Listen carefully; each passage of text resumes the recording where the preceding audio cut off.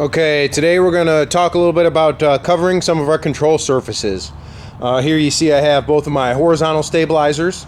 I've already gone ahead and mounted which one is left and right. This one has the folding tail on it, so you can see the leading edge insert and the cutout that has to be made on the trailing edge to clear the bolt when it's folded up. You've also see that I've gone ahead and put 1/8" holes along the root end of my horizontal stabilizer. That's where we're going to eventually go ahead and rivet our cover to. And I went ahead and put the first one in at 1/2 inch in from the edge of the tube, and the next at about 2 inches all the way down the tube. Okay, here's some of the tools we're going to need. We're going to need a couple blocks of wood that have nice points on them.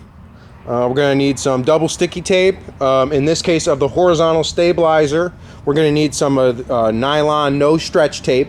That just helps to keep the horizontal stabilizer from racking as we cover it. If we pull our cover too tight, we can actually deform the horizontal stabilizer. And in this case, I've already gone ahead and mounted this to the airplane, and I don't want it to go ahead and deform. I want it to stay in its natural shape. So we'll go ahead and put some no nylon stretch tape on that. We'll cover it later.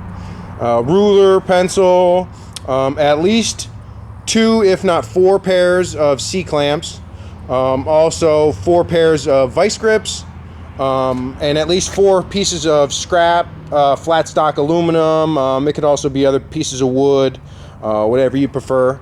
Also a Burnzomatic with like a butter knife that you can use to heat the corners and the edges, and also I use an 1/8" drill bit to poke the hole through the fabric.